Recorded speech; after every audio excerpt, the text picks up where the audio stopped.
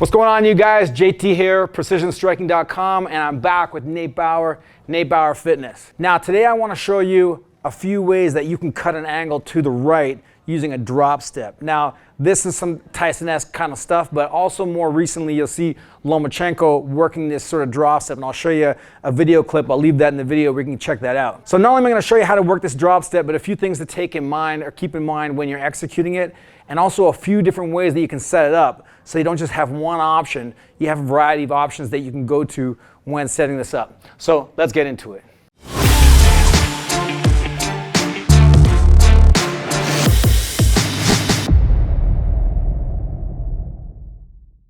All right, so the first thing when I'm in front of my opponent is I want to take a drop step and cut an angle to the right to throw the right hand. So I'm going to show you the basic way to do that and then a couple variations that you can work off of that. Let's start with the easiest one, which is when you finish with the right hand. So anything can go before. So let's say Nate's hands are up. I can go 1, 2, or 3, 2, whatever it is. I finished with that right hand. So here I go. I'm going to start just with the right hand. I throw it. Boom, he's busy on that right side. I take my right foot and I'm going to drop my weight and fall here.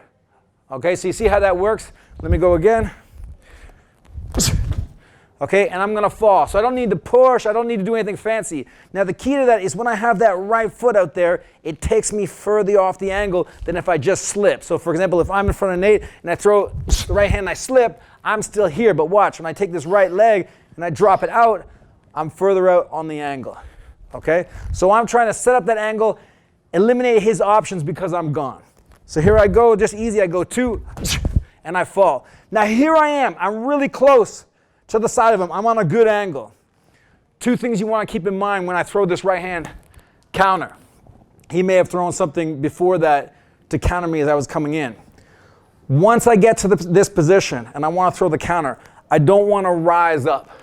That's going to cost me time. It's also going to cost me my balance for the next shot. I want to stay where I am, use the power that I put into the ground to come up with my counter.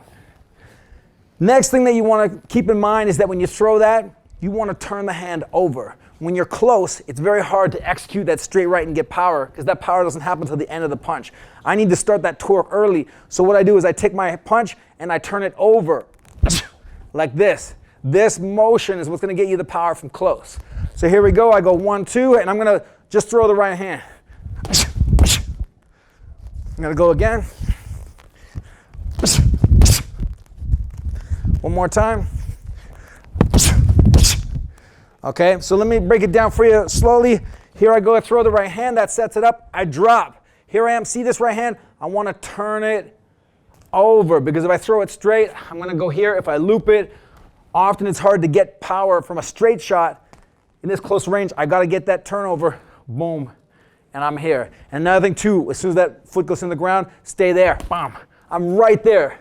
As tall as he is, I'm still right there. So that's the first variation, to work it off of the right hand. Drop, boom. Let me show you a couple other variations you can work it. One that's nice but doesn't get you as much of an angle is you work it off the jab. So here I go with the jab, and then I drop down.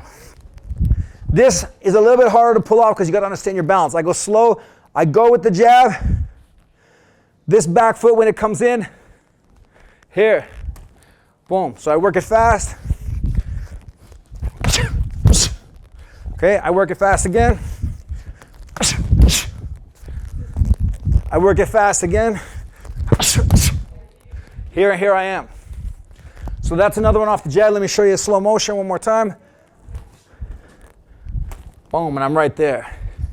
Next one that I like from further out is a head fake. Now often, let's say Nate has his guard up, I'll slip left and then come with the left jab, or slip left and then come around with the hook.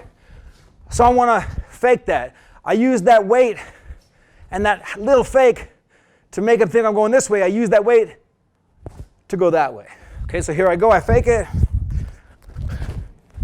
Boom, and then I come over. I fake it again. I'm moving around. And I set it up. I put it all together really quick. And then here, if I want to follow up, I'm right where I want to be to get in the rest of my shots after I create that angle. Let me break that one down for you again in slow motion. Here I am, I fake. Just to put a little bit of weight on that foot. Not a full slip, just here. I use the weight that I put into that to go back. Boom. Here again, slow motion. I'm moving. Bop. And there's my shot right there. That's your third variation. All right, you guys, the drop step, using the back leg to come in and cut an angle to the right. The angle comes from when that foot steps out further to the right. I'm deeper to the side. It's more than just the slip alone. Plus, I get to a position hard for my opponent to hit me, easy for me to hit them because I've set it up. So the balance is on my side, the intent is on my side. Make sure when you get to that position, working any of these three variations that you feel comfortable with, make sure as soon as you drop, you use that weight to put power into the punch. Don't drop and rise up. Secondly, get used to turning that hand over so that you can fire from close range. Working this angle, it's going to allow you to get more shots, get on more offense, and put your opponent exactly where you want them to be. All right, thanks for watching, you guys. Peace.